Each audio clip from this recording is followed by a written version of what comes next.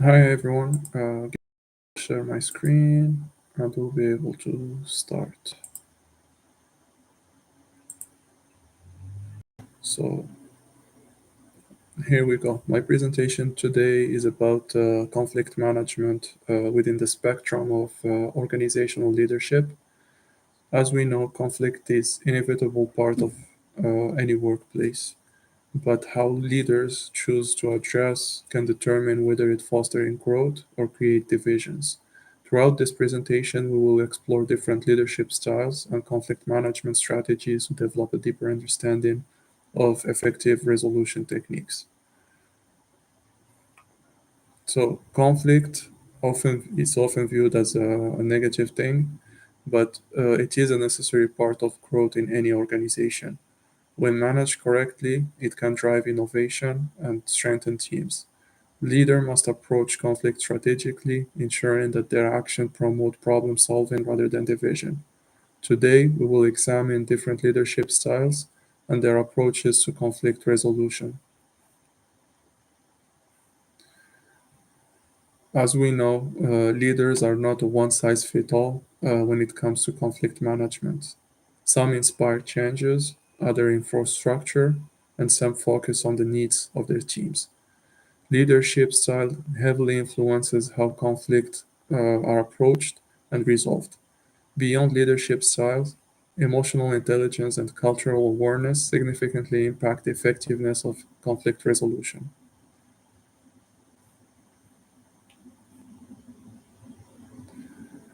The first type of leadership is transformational leadership. It inspires teams by focusing on shared vision. Instead of seeing conflict as a barrier, they see it as an opportunity for growth and learning.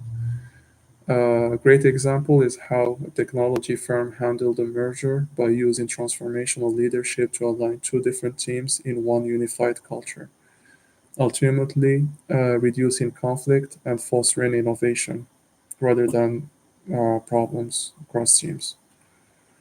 The second type of leadership is transactional leadership. It uses clear structure and reward system to resolve conflict. This method is highly effective for resolving immediate issues, but often does not address deeper underlying tensions. One example for that is, like a retail chain using strict policy guidelines to handle dispute among store managers. So while the dispute was settled quickly, it did not address long-term concerns about workload distribution. Another type of leadership is servant leadership. This style prioritizes the need of team members, believing that people perform best in a supportive environment. By listening to concern and facilitating open discussion, servant leaders can create resolutions that benefit all parties involved. In one nonprofit organization, a leader helped resolve budget conflict by restructuring allocation based on collective input, ultimately fostering teamwork.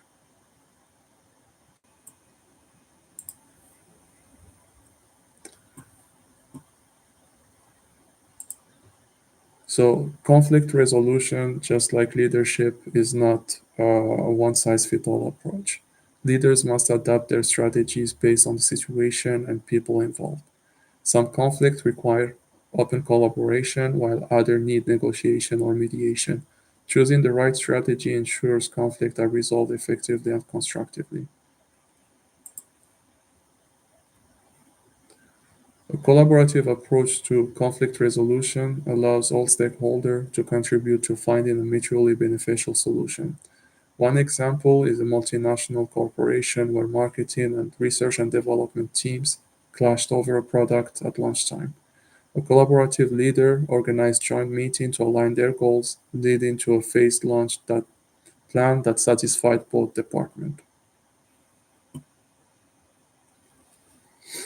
Now, we're going to examine different ways to deal with conflict. One way is avoidance and accommodation. This style is often used when leaders want to prevent immediate escalation. However, unresolved conflict can resurface later, sometimes with greater intensity. For example, in a manufacturing plant, a manager avoided addressing tension between senior engineers. The conflict eventually led to a decreased collaboration and project delays.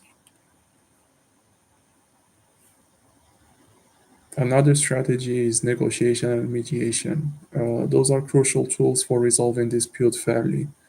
Again, in the same company, a tension between management and unionized employees over wages could have resulted in a strike. A mediator facilitated negotiation, helping both sides reach a fair agreement. This prevented work stoppage and ensured continued operations.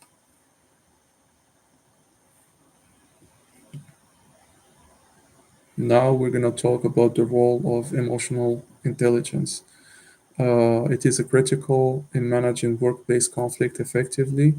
Leaders with high emotional intelligence can recognize emotions in themselves and as well in other people, allowing them to de escalate conflict and foster understanding. Again, like an example is, when a project manager in a software firm used AI to address team friction, helping team members communicate better and work more harmoniously.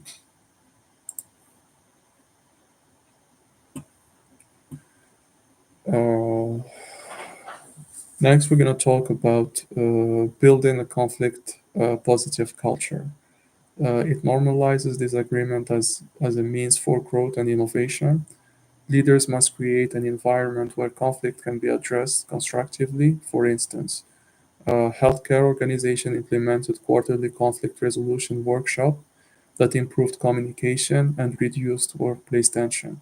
Open discussions, training programs, and inclusive policies are key elements of fostering a healthy conflict culture.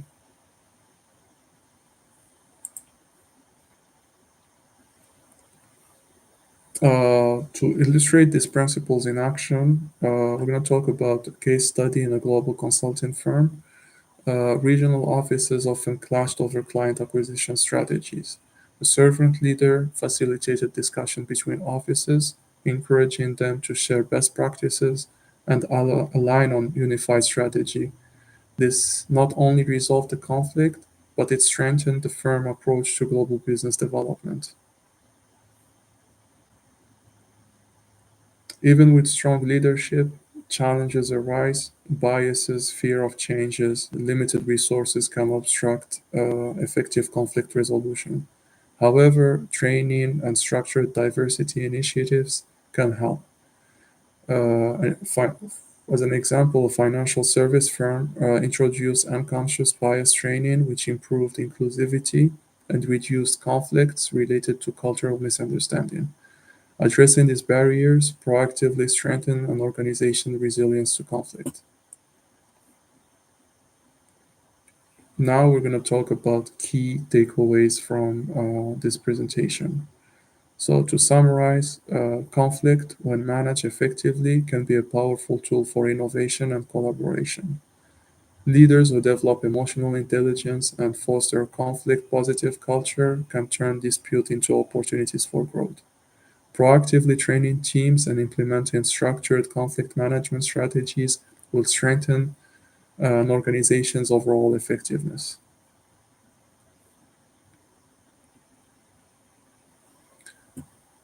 So a practical example is, first leaders should assess their current conflict resolution styles and refine their approach as needed. Organizations should implement proactive strategies like open door policies and mediation process. Additionally, providing employees with conflict resolution training ensures long-term success and foster a collaborative work environment. The future implication are as the workplaces evolve, so does conflict resolution approach. Remote work, diverse teams, and technological advancement present new challenges for leaders. Future research should explore how AI and digital collaboration tools can aid in conflict management. Leaders must remain adaptable, continuously refining their skills to meet the demand of an ever-changing work environment. Uh, This slide was meant for an open Q&A session, but we can use the discussion post to, answer question and, like have discussions in there. So I'm gonna move on from those slides and keep going. So in conclusion, conflict should not be feared. It's an opportunity for growth. With strong leadership, emotional intelligence, and proactive strategies, organization can harness conflict to drive innovation and improvement. Understanding different leadership styles and conflict management strategies gives us tools to navigate challenges effectively. In the next slide, those are the sources that I used for my research paper. And thank you all for your attention. Thanks.